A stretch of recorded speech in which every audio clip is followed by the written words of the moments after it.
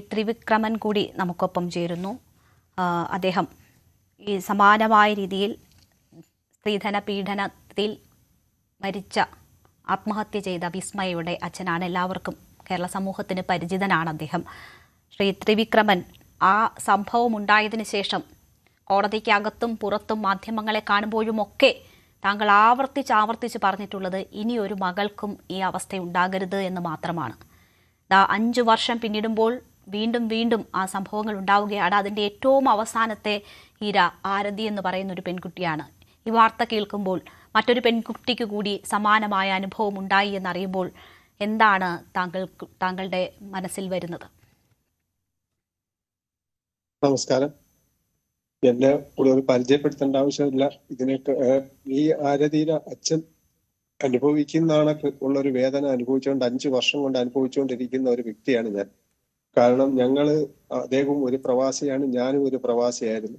ഞങ്ങൾ എന്തുമാത്രം കഷ്ടപ്പെട്ടാണ് ഞങ്ങളെ ഈ കുട്ടികളെ ഇത്രയും വളർത്തിയെടുത്ത് ഒരുത്തന്റെ കയ്യിൽ നമ്മൾ ഏൽപ്പിച്ച് കഴിഞ്ഞാലോ അത് കഴിഞ്ഞിട്ട് ആ ഒരു ജീവിതത്തിന് എന്തെങ്കിലും ഒരു കോട്ടം തട്ടിയാൽ നമുക്കുണ്ടാവുന്ന ഒരു വേദന നമ്മളെ നാട്ടിൽ നിന്ന് വളർത്തുന്ന ഒരു പിതാവിന് ഉണ്ടാകത്തില്ല എന്നുള്ള പരിപൂർണ വിശ്വാസം എനിക്കുണ്ട്. കാരണം നമ്മൾ എല്ലാം കളഞ്ഞിട്ട് നമ്മളെ ലൈഫ് മൊത്തത്തിൽ ഉപേക്ഷിച്ചാണ് നമ്മൾ ഈ ഗൾഫിൽ ചെന്ന് ഇന്ന് കഷ്ടപ്പെട്ട് ഈ കുട്ടികളെ വളർത്തിയെടുക്കുന്നത്.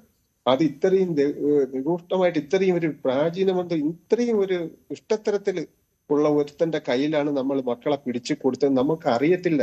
ചക്കയോ മാങ്ങയോ നമുക്ക് എടുത്തു വെച്ച് നോക്കാം, അല്ലെങ്കിൽ നമുക്കൊന്ന് തുന്നിച്ചു നോക്കാം അതിനകത്ത് എന്താണെന്നുള്ളത്.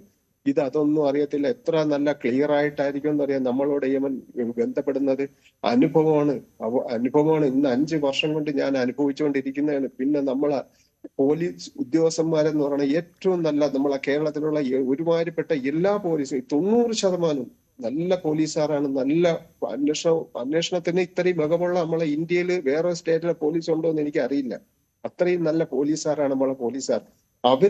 അന്വേഷിച്ച് അവര് എല്ലാം ശരിയാക്കി കൊണ്ടുവന്ന് തെളിവ് സഹിതം 90 ദിവസത്തിനകം നമ്മൾ കൊണ്ടുവന്ന് കോടതി കൊടുത്താൽ നമ്മളെ കേരളത്തിലെ കോടതി, ഹൈക്കോടതി നമ്മളെ എല്ലാം ഓക്കെ ആവും നമുക്ക്. പക്ഷെ നമ്മൾ അങ്ങ് സുപ്രീം കോടതിയിലോട്ട് പോകുമ്പം നമുക്ക് ഒരു നീതിയും കിട്ടില്ല. കാരണം വടക്കേ ഇന്ത്യയിലോട്ടുള്ളതെന്നാണ് അവർക്ക് ഡൗറിന്ന് അവർക്ക് സ്ത്രീധനം എന്ന് പറയുന്ന ഒരു സാധനം അവർക്ക് അറിയില്ല, എന്താണെന്ന് അറിയില്ല. കാരണം ഇത്രയും പൈശാചികമായിട്ട് നമ്മളെ ഈ കുട്ടികളെ അവര് കൊന്നിട്ട് അവിടെ ചെല്ലുമെന്ന് സുഖമായിട്ട് അവർ ഇറങ്ങി വരുവാണ്. കാരണം അതിന് നിയമമാണ്. നമ്മളിപ്പോൾ ജുഡീഷ്യറിയെ നമ്മൾ വേറൊന്നും കുറ്റം പറയാൻ പറ്റുന്ന നമ്മളെ നിയമം അങ്ങനെ ആയിപ്പോയി. അതുകൊണ്ടാണ്. അല്ലെങ്കിൽ നമ്മൾ ഈ നിയമത്തിന് അംഗീകരിക്കാനേ കഴിയാത്ത ഒരു നിയമമാണ് നമ്മളെ സുപ്രീം കോടതി ഉള്ളത്.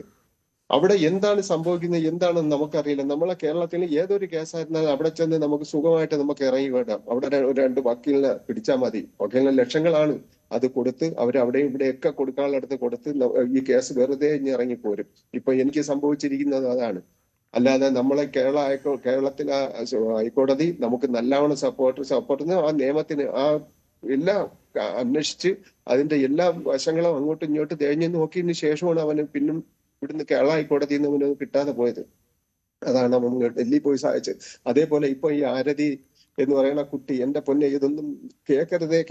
നേരം വെളുത്ത് എണീക്കുന്നതിന് വേണ്ടി എന്റെ അമ്മ സത്യമായിട്ട് എന്റെ പൊന്നുമക്കളെ ഞാൻ എണീക്കുന്ന സമയത്ത് വരെ പ്രാർത്ഥിക്കുന്ന എന്റെ പറ്റിയാണെങ്കിൽ വേറൊരു കുട്ടിക്ക് വരരുതേ എന്നാണ്. ഇന്ന് 2 ദിവസം കൊണ്ട് ഞാൻ സത്യം പറയട്ടെ, 2 ദിവസം കൊണ്ട് എന്റെ മനസ്സ് ഉരുവിക്കൊണ്ടിരിക്കുകയാണ്. കാരണം ആ അച്ഛൻ, നമ്മൾ കണക്കൂട്ടന്റെ അച്ഛൻ, അമ്മയെ കുറ്റം പറയല്ല, ആ അച്ഛൻ എന്ന് പറയുന്നത് അദ്ദേഹം എന്റെ മോളും എന്നോട് ചെയ്തതുപോലെയാണ് ആ അച്ഛനെ അറിയിപ്പിക്കാതെ രഹസ്യമായിട്ട് വെച്ചത്. അപ്പൊ നമുക്ക് ഈ വോയിസും ബാക്കിയുള്ള ക്ലിപ്പുകളൊക്കെ ആണ്. ഇന്നും ആൾക്കാർ പറഞ്ഞു നിങ്ങളിഞ്ഞ് വിളിച്ചോണ്ട് വരാഞ്ഞ എന്താന്നാണ് ചോദിക്കുന്നത്. നമ്മൾ വിളിച്ചോണ്ട് വരുന്നാലും ഈ കുട്ടികളെന്ന് പറഞ്ഞാൽ അവരുടെ ജീവിതത്തിൽ ആദ്യമായിട്ട് എന്റെ മോളെ എൻ്റെ കൂടെ പറഞ്ഞാൽ അവന്റെ മോളെ ശരീരത്തിൽ ആദ്യമായിട്ട് സ്പർശിച്ചവനാണ് അവൻ. അപ്പൊ അവനാണ് അവർക്ക് എല്ലാം. അപ്പൊ ആ ഒരു കാഴ്ചപ്പാടായിരുന്നു ഈ കുട്ടിയേക്കുള്ളത്. കാരണം കുട്ടിയേക്ക് 10, 21 വയസ്സ് 22 വയസ്സൊക്കെ കാണുള്ളൂ. അപ്പൊ അവര് 24 വയസ്സ് 24 വയസ്സൊക്കെ എന്ന് പറയുന്നത് അവരൊക്കെയുള്ള ഇളം പ്രായമാണ്. അവര് ജീവിതത്തെ പറ്റി ഒന്നും അറിയുന്നില്ല. പക്ഷേ ഇതിന് നമുക്ക് വേണ്ടി ഞാൻ ഇന്നും പറയുന്ന ഒരു കാര്യം എന്ന് പറഞ്ഞാൽ നമുക്ക് 10ാം ക്ലാസ് +1 +2 ഒരു വിഷയമല്ല, നമുക്ക് ഒരു കൗൺസിലിംഗ് പോലെ ഒരു ക്ലാസ് എല്ലാ സ്കൂളിലും കൊടുക്കണം.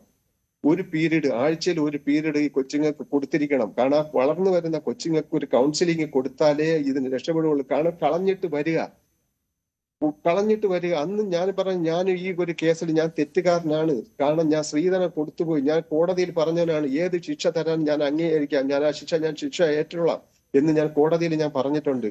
കാരണം അതാണ് നമ്മൾ കൊടുത്തതാണ് തെറ്റ്, പക്ഷെ നമ്മൾ അറിയുന്നില്ലല്ലോ. അപ്പൊ ഇതേപോലെ നമ്മൾ പിന്നും ഇപ്പൊ നമ്മൾ ഈ പൈസകൾ കഴിഞ്ഞ ആഴ്ചയും 50,000 രൂപ കണ്ട് അയച്ചു കൊടുത്തെന്നാണ് പറയുന്ന പാവപ്പെട്ട മനുഷ്യൻ. ഒന്ന് ആലോചിച്ച് നോക്കണം. ഞാനും എനിക്കുള്ള വേറെ ഒരു തെറ്റുമില്ല. എന്റെ വണ്ടി ടയോട്ട ഹാരിസ് വണ്ടി 14 ലക്ഷം രൂപ വണ്ടി അവന് കുറഞ്ഞുപോയി. അവന് ഒരു വണ്ടിയില്ല, അവന് ആ കൂടി ഒരു ബൈക്കേ ഉള്ളൂ. എന്ത് ചെയ്യാനാ? നമ്മളെ വിധി എന്നുള്ളതല്ല, നമ്മളെ സമൂഹത്തിന് നമ്മൾ അന്നും ഇന്ന് നമ്മൾ പറയും ഒരു ചാനൽ വന്നെന്നോ അല്ലെങ്കിൽ ഒരു ഇങ്ങനെ ഒരു സംഭവം നടക്കാൻ നമ്മളിരുന്ന് ചർച്ച ചെയ്ത് അതങ്ങ് തീർന്നു. ഇനി അടുത്തൊരു കുട്ടി വരുമ്പോ അപ്പോഴും നമ്മൾ ഇരുന്ന് ചർച്ച ചെയ്യും.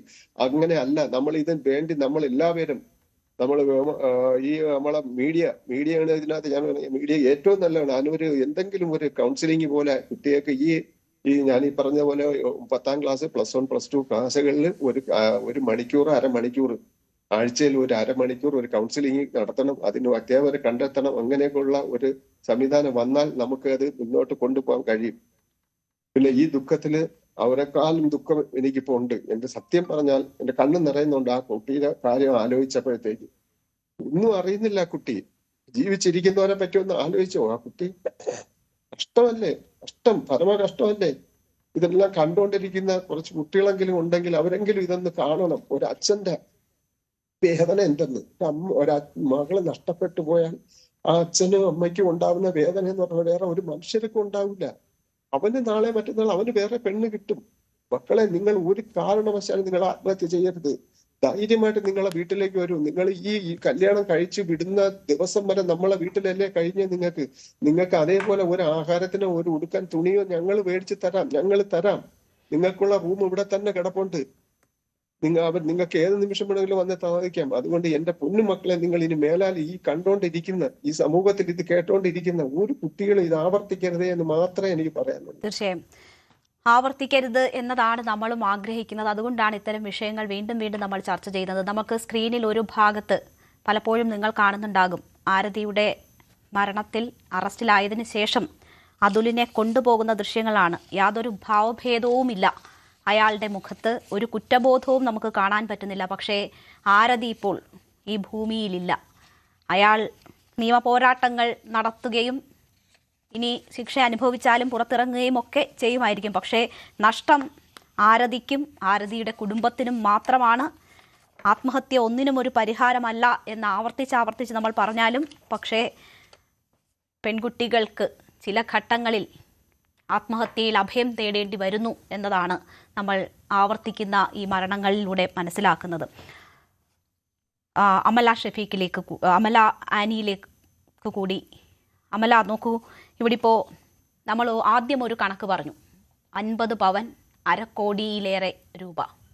നോക്കൂ, മറ്റൊരു കണക്ക്, ഈ 50 ലക്ഷം രൂപ ബാങ്കിലിടുകയാണെങ്കിൽ ഏറ്റവും കുറഞ്ഞത് 29,000 രൂപയെങ്കിലും പലിശ കിട്ടും.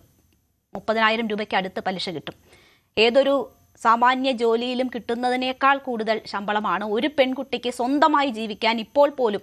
അത് മതിയാകും. ഒരു സ്ഥലത്ത് വാടകയ്ക്ക് താമസിച്ചുകൊണ്ട് ഏതെങ്കിലും ഒരു ഹോസ്റ്റലിൽ നിന്നുകൊണ്ട് ഒരു ജോലി ചെയ്ത് സ്വന്തം കാലിൽ നിൽക്കാൻ ആ തുക മതിയാകും.